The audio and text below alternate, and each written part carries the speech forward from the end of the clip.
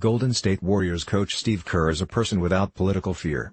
Maybe that comes from being the son of the brilliant Dr. Malcolm Kerr, a pioneer in the field of Middle East studies, who was killed in Lebanon in 1984 when president of an American university in Beirut. Maybe it comes from having nothing left to prove after leading the Warriors to 2 championships as well as a 73-win season over the last 3 years. Maybe it comes from coaching in the Bay Area, where the political winds tend to move toward wanting prominent athletic figures to engage on issues instead of sticking to sports. Whatever the motivations, Kerr has again chosen to use his platform to try to reach people who may not otherwise be reached by speaking out after yesterday's mass shooting in Parkland, Florida that killed 17 people. The greatest tool of the National Rifle Association and the politicians they own is our cynical belief that none of this can ever change. Meanwhile, racist politicians push for a wall to keep out imaginary enemies. This is depressing, but it cannot be an excuse for inaction. Steve Kerr spoke to that dynamic before Wednesday's game against the Portland Trail Blazers, saying, "And policy. Nothing has been done. It doesn't seem to matter to our government that children are being shot to death day after day in schools. It doesn't matter that people are being shot at a concert, in a movie theater.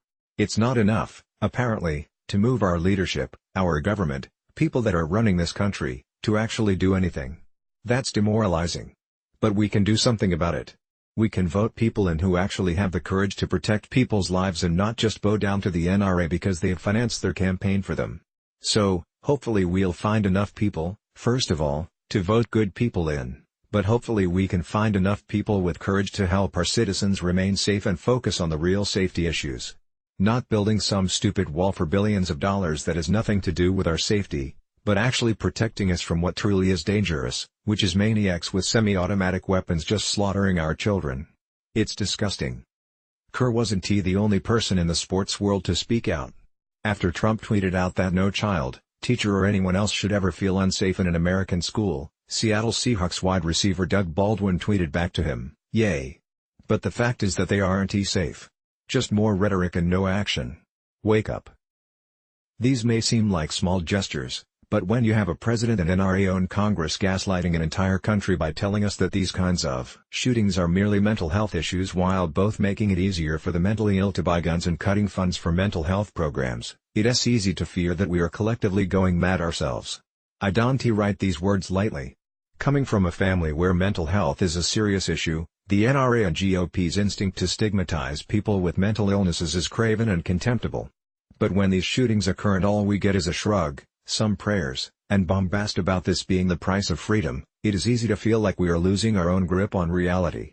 I am not saying gun control is the answer to what ails us, because the rot runs so much deeper.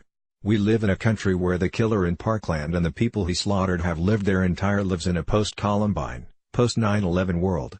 Now that we know the shooter was trained by white supremacists and wore MAGA hats, we also know the politics that we must defeat. Politics that give rise to this kind of senseless slaughter.